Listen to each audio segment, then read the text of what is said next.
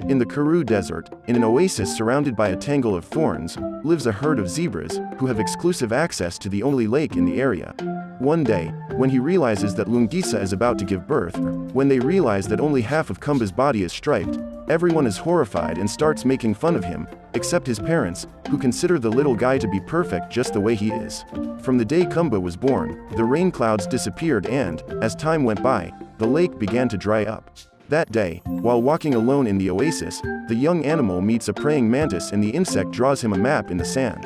Then Tombi shows up to see if his friend is okay, but Khumba considers himself responsible for causing the drought, so he believes he deserves to be excluded by the others.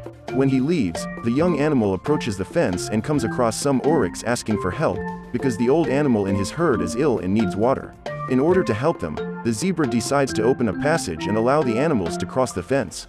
In doing so, Khumba comes across a large herd and is surprised to discover that there is a whole world to be explored on the other side of those thorns.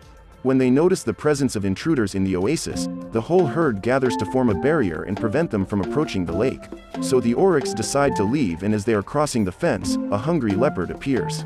While attacking the antelopes, the feline smells the young zebra and walks towards it. Immediately, Khumba tries to lower the branch and gets his father's help to close the fence.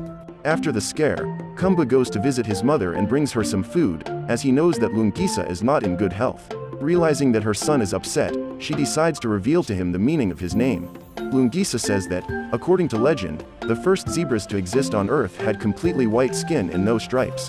One day, a young zebra went on a journey through the vast Karoo Desert and, at the bottom of a huge mountain, he found a magical lake. This young animal then decided to swim in the lake and, when he came out of the water, his body was covered in stripes. He was proud that his skin was different from the others, but when the rest of the herd saw his stripes, they all decided to jump into the lake and look like each other. He immediately runs to look at the map drawn by the praying mantis and comes to the conclusion that the insect was trying to show him the way to the magic lake. Hours later, Khumba sees all the zebras gathering around his mother and discovers that she is eliminated.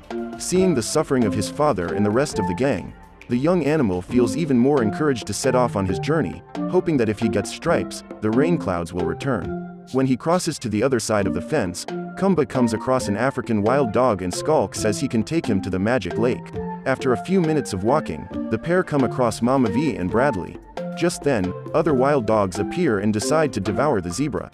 Skulk's initial idea was to use Khumba as a bargaining chip to get water from the zebra shelter, but when he realizes that his friends have banded together to attack Khumba, the dog joins the rest of the pack and surrounds the animal.